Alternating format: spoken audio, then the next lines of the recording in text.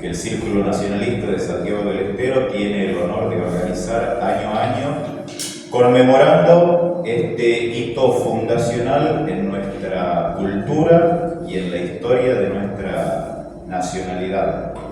A través de estas jornadas queremos, como institución cultural, difundir el legado que tenemos y que hemos recibido a través de España, y para ello nos proponemos distintos puntos conmemorativos que son, consideramos nosotros, trascendentales en esto que celebramos cada 12 de octubre a través del Día de la Hispanidad. Para ello, en esta ocasión, contamos con la presencia de dos expositores que nos van a hablar de dos temas importantes referidos a la hispanidad. En el primero de ellos vamos a hablar sobre la figura de Isabel la Católica, una mujer muy importante en el papel del descubrimiento y la evangelización de España en América. Para ello contamos con la presencia de Carmen Moreno de Tovar, que es profesora de Historia egresada del ISPP y además es estudiante de la licenciatura de Historia en la Universidad Nacional de Santiago del Estero.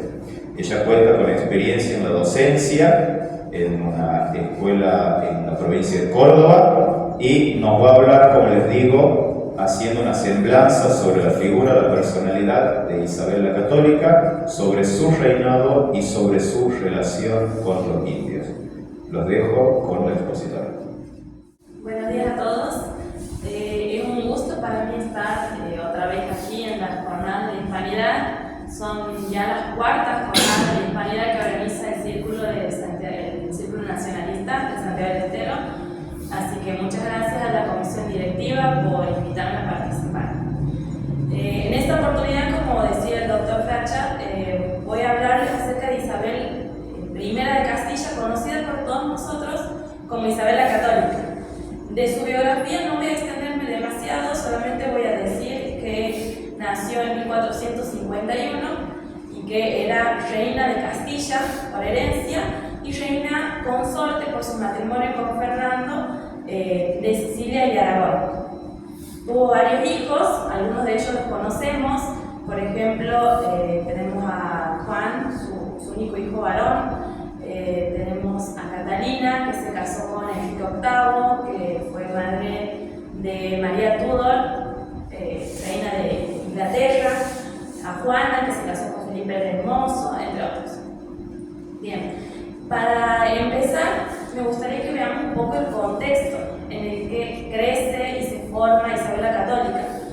Porque uno cuando va a estudiar un personaje, por lo general, en el contexto en el que crece o en el que se forma, encuentra razón de su forma de ser. Por ejemplo, cuando vemos la vida de un santo y indagamos sobre su familia y notamos que era una familia donde se respiraba la santidad, donde eran padres formados, que nos impulsaban a eso, uno dice, bueno, con razón salió esta persona tan santa, o si se respiraba aire de patriotismo, salió tan patriota, ¿no? Bueno, en el caso de Isabel, ella no tuvo la suerte de que el contexto la acompañara, pero sin embargo llegó a hacer lo que fue en la parte por mérito propio, ¿no?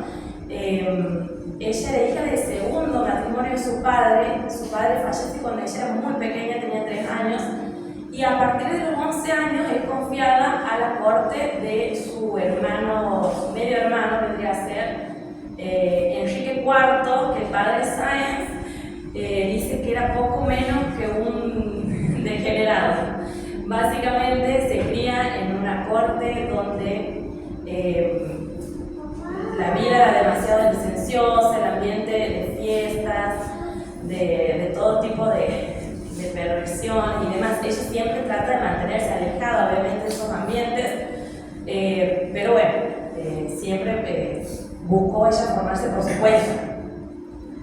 En cuanto a su formación, como bien les decía, ella por su propia cuenta aprendió a cazar, a andar en caballo, estudió muchísimo el castellano, la gramática, la caligrafía, tenía una caligrafía preciosa, estudió poesía, arte, pintura, historia, aprendió a bordar y siempre relatan sus biógrafos de las bellezas que ella guardaba, incluso se hacían los ornamentos para una capilla propia que tenía, y de la mano de preceptores formados en la Universidad de Salamanca, aprende filosofía de Aristóteles, de Santo Tomás de Aquino, etc.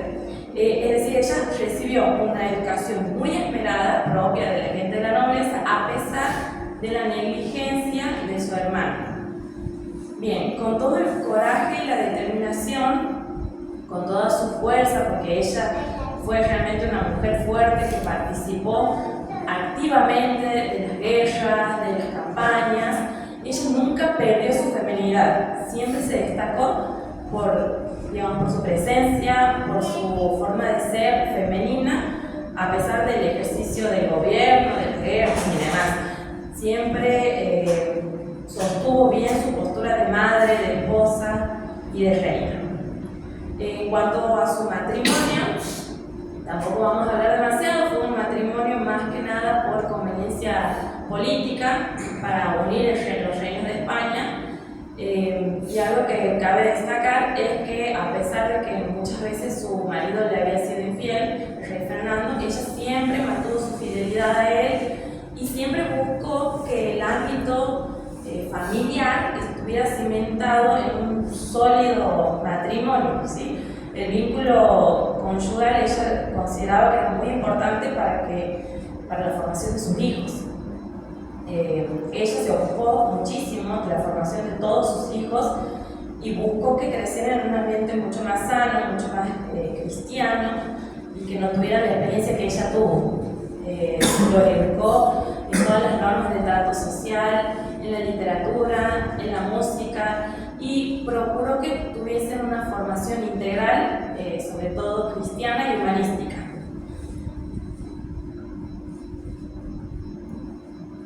Dice el padre Sáenz que Isabel fue una mujer de fe sólida y corazón ardiente. Esto lo vemos muchísimo en la cosmovisión que ella tenía, en la forma de enfrentar las adversidades, de tener una mirada sobrenatural sobre todo lo que le iba sucediendo. De hecho cuentan que cuando su hijo, el único hijo varón que tenía que heredar el trono, se enferma y muere, ella con una profunda resignación dice: Dios me lo dio, Dios me lo quitó, bendito sea el nombre de Dios, haciendo propia, digamos, esta plegaria de Job, ¿no? Que es tan hermosa. Ahí se ve cómo ella siempre supo mantener la compostura y tener esa mirada trascendental de todo, incluso cuando la afectaba tan personalmente como la muerte de un hijo. Además, el catolicismo ferviente lo vemos en la importancia que ella le da a tener un buen confesor, un buen, digamos, guía espiritual que la aconsejara en las decisiones de su vida, porque cuando ella asume el trono, lo primero por lo que se preocupa es por buscar un buen confesor.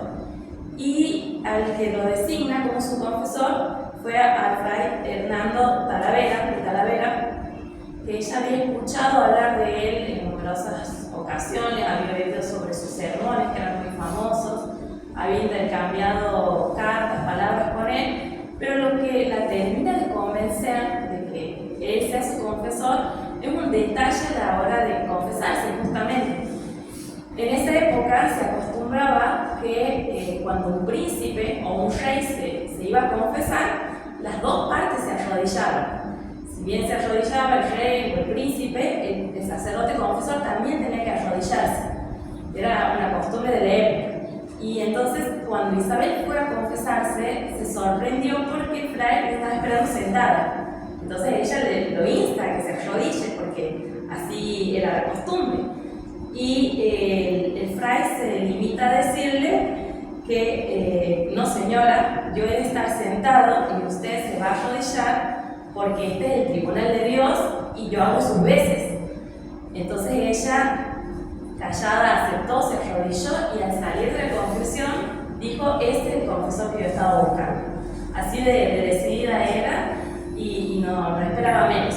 Siempre se rodeó con gente buena, con gente que fuera capaz de aconsejarle sabiamente, desinteresadamente y demás. Fue su confesor durante 29 años Dejó de serlo luego de la conquista de Granada, porque fue designado arzobispo, y entonces pasó a ser su confesor Cisneros, que también, digamos, tenía su carácter, como le gustaba a la reina.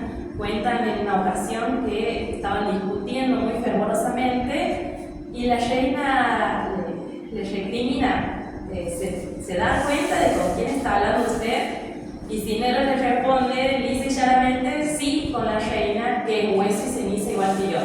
Se sabía siempre ubicar, digamos, las autoridades y mantener el respeto.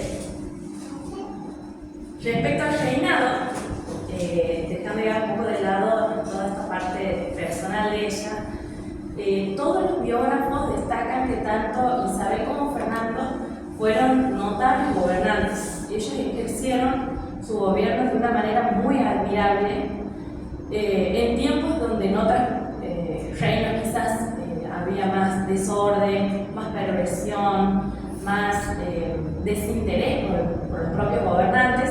Ellos estaban muy interesados en todo el reino y hacían malabares, se daban maña para controlar todo el reino, porque ellos cabalgaban de ciudad en ciudad, visitaban todos los pueblos, se encargaban de atender las necesidades de todos los lugares y hacían coincidir combates, audiencias judiciales, discursos, firmas de tratados. Nunca descuidaban ningún aspecto y siempre tenían buenos resultados. Eran excelentes administradores y eso lo admiten historiadores de todas partes, no solamente de España.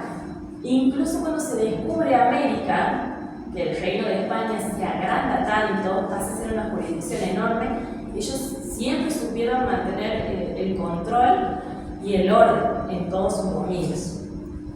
Realizaban promulgaciones, cuidaban de que, por ejemplo, de penar los pecados contra la natura, el vicio, todas esas otras cuestiones que quizás se habían venido aflojando anteriormente.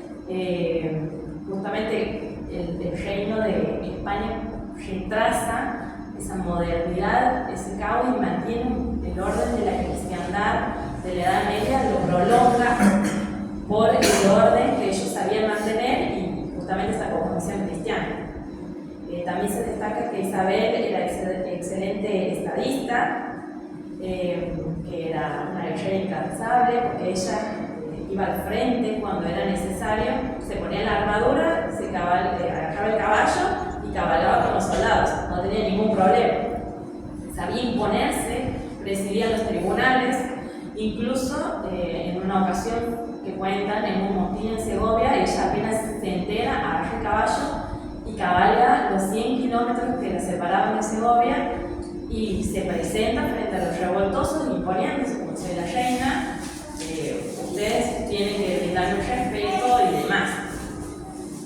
En el ámbito de la justicia, el contexto de Castilla del que venía era un poco anárquico, un poco desastroso, porque recordemos que su hermano, habíamos dicho que era bastante licencioso, estaba dado a los festines, a las diversiones, le gustaba congraciarse con los moros, entonces estaba como la sociedad muy venida abajo, sobre todo moralmente, y entonces apenas asumieron, Isabel y Fernando se encargaron de restablecer el orden, la ley en todo el territorio. Ellos se encargaron sobre todo porque había muchos ladrones, homicidas, sacrílegos, adúlteros, todo ese género de delincuencias abundaban y estaban acostumbrados a no tenerle miedo ni a Dios ni al rey. Entonces ellos lo que hicieron fue poner orden, incluso iban de ciudad a ciudad y se quedaba tiempo ahí. Isabel, por ejemplo,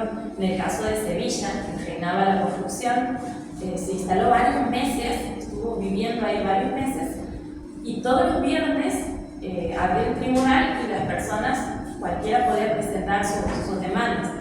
Pobres, ricos, de delitos graves, delitos menores, todos tenían su oportunidad de presentar los casos frente a ella y ella los juzgaba. Siempre que se podía reconciliaba las partes. cuando había un crimen grave, se encargaba de que se ejecute la pena mayor sin ningún problema, siempre buscando que haya justicia. Varias veces intentaron sobornarla, pero ella jamás se dejó sobornar. Había delincuentes muy adinerados, acaudalados, que le proponían, por ejemplo, donarle sus riquezas para que ella pudiera solventar los gastos de las guerras con los moros o del descubrimiento de América, etc. Pero ella, por más que no haya estado bien económicamente la corona, jamás prefirió el dinero, siempre la justicia, y si tenía que vender sus joyas, empeñarlos y demás para solventar los gastos, lo hacía. Pero nunca ningún dinero sucio ni nada por el estilo. Otro ámbito que no descuidó cuando las guerras se tranquilizaban, cuando estaba libre de preocupaciones acerca de la justicia, fue el ámbito de la cultura. En el ámbito de la cultura promovió mucho los estudios de la medicina, fundó hospitales, universidades, también apoyó la música. En esa época se estaba difundiendo mucho la imprenta y ella supo utilizar de este medio que era la imprenta para difundir, por ejemplo, la gramática. España tiene de las primeras gramáticas y el primer diccionario de lengua castellana se produce en estos tiempos, en estos reinados. Y una cosa que iba a comentar, pero volviendo al ámbito de la justicia, es que también era misericordiosa, no hay que dejar de lado eso. En una ocasión, en ese contexto de Sevilla, de que estaba todo descontrolado, se iban condenando muchísima gente, al punto de que no había ninguna familia que se libre de tener a algún familiar con alguna condena, al punto que el obispo va con ella y le dice que los disculpe, que los dispense, porque estaban acostumbrados a lo licencioso que era su hermano. Entonces como que se había ido permitiendo a la sociedad y que no eran tan conscientes de los delitos, y ella en ese momento fue indulgente, los perdonó, pero bueno, por supuesto que impuso de ahí en adelante se respetaran ciertas leyes. Ahora bien, pasamos al descubrimiento de América. Cuando hablamos del descubrimiento de América, lo que más interesa señalar, lo primero que hay que señalar es que fue Isabel la que más se interesó por esta empresa. Cuando Cristóbal Colón, por haber sido rechazado por otros reyes, se presenta, ella es la que le presta más atención, la que le da el lugar para que él proponga sus planes, y es la que se termina autorizando y apoyando la empresa. No vamos a hablar de la gesta en sí, simplemente vamos a referirnos un poco a lo que sucedió a partir de que Cristóbal Colón regresa con los indios, que él viene feliz, por supuesto, con su hazaña, y ella lo primero que hace es frenarlo. No son esclavos, son mis súbditos. Eso es un detalle muy importante.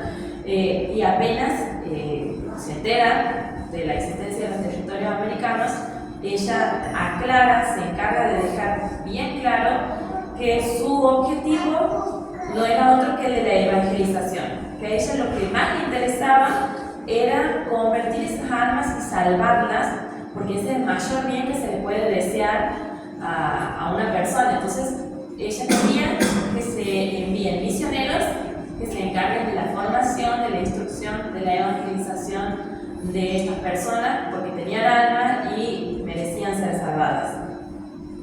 Por supuesto se opuso a la esclavitud de los indios, a los maltratos, etc. Y incluso ella y su esposo Fernando y su hijo Juan apadrinaron a estos indios que llevó Colón, que los hicieron bautizar. Ellos fueron sus padrinos. Así que, bueno, algo de suerte han tenido cuando han ido para allá. Según Vizcaíno Casas, un escritor español, es su actitud frente al hecho del descubrimiento. En esta actitud, la reina de Castilla alcanza sus más altas cotas de humanidad y sincera consideración de los valores espirituales. Allí es cuando vemos realmente en su máxima expresión lo generosa, lo caritativa, lo buena católica que era Isabel. Incluso en su testamento ella deja aceptado, se asegura de que tras su muerte se mantenga un buen trato hacia los indios, que ella los consideraba sus vasallos, como cualquier otro vasallo de España. Ella les dice al rey y a sus sucesores que nunca consintieran ni dieran lugar a ningún tipo de agravio y que fuesen bien y justamente tratados. Eso es muy importante porque muchas veces se apela que hubieron maltratos, que hubieron abusos por parte de los conquistadores, y esas cosas se dan en todos los ámbitos. Siempre que hay personas hay problemas, hay defectos, pero la intención de Isabel, la intención de los reyes católicos fue siempre la de evangelizar, buscar la salvación de las almas, y nunca los consideraron menos que a ningún otro vasallo del reino. Se puede hablar muchísimo acerca de Isabel. Cuando estaba preparando la charla y trataba de darle un enfoque, no me decidía porque realmente todos los aspectos de su vida son interesantísimos, da para hablar muchísimo, todos son admirables. Isabel como unificadora de España, el reino de España, Isabel como expulsora de los moros, como reina de las Américas. Hay mucho para hablar de Isabel, da para muchísimas charlas, pero yo quiero que nos concentremos en esta oportunidad en las virtudes de Isabel, las virtudes que tuvo como madre, como esposa y como reina, que de hecho, bueno, es lo más admirable de ella y es con lo que nos tenemos que quedar nosotros. Fue Isabel un alma ardiente de caridad, ¿sí? Ella amaba a Dios y amaba al prójimo por amor a Dios. Eso lo sostuvo siempre, incluso con sus enemigos. Se hacía respetar, incluso por los reyes moros. Cuando ella iba a un campamento y pasaba revistas de los soldados, y había un combate, se frenaba todo porque pasaba la reina Isabel, y hasta los moros les brindaban los honores porque realmente era una persona que se hacía respetar, que se hacía honrar. Era muy prudente, esto lo vemos con sus confesores, con todas las decisiones que fue tomando a lo largo de su vida, tanto en la vida personal como en el ejercicio del reinado. Siempre consultaba, juzgaba y discernía antes de tomar cada decisión. Cuando se descubre América, lo primero que hacen los reyes católicos es parar todo, hasta que no tengamos el permiso del Papa, hasta que no nos cercioremos de que son personas, que son humanos, que tienen alma, que no es de nadie, hasta que no veamos aclaradas todas las cuestiones, no continuamos. No tiene nada que ver con lo que hicieron otros imperios conquistadores, que directamente llegaron a arrasar, a destrozar. Ellos siempre fueron prudentes en su accionar, siempre buscaron la manera justa de hacer todas las cosas. Incluso los estudiosos imparciales de la vida de Isabel coinciden en destacar ese profundo sentido de la justicia, que es entendida como dar a cada cual lo que le pertenece, lo que le corresponde. Ella protegía a los débiles, a los indefensos, pero también si había que ejecutar la pena capital cuando era necesario, lo hacía. Siempre le permitía al reo confesarse, poner en orden, digamos, su alma, y después era ejecutado. También uso de misericordia. Tuvo un equilibrio muy grande como reina, como madre, como esposa. También se destacó por su fortaleza, atravesó periodos muy duros en su vida. Imagínense si no, con su familia, la pérdida de su hijo. Cuando su padre murió, ella pasó hambre, incluso junto con su madre. Pasó por muchísimas situaciones en las cuales nunca se dejó afectar ni por la tristeza, ni cayó en desesperación, ni nada por el estilo. Fue una guerrera incansable, como ya dijimos, portando la armadura y la espada cuando era necesario. En fin, virtud que se nos ocurra, virtud que podemos encontrar en Isabel la Católica, y es por eso que es sin duda una de las reinas más ejemplares y con toda razón merece el título de Isabel la Católica, que se lo da Papa por una bula, justamente en honor a la piedad, a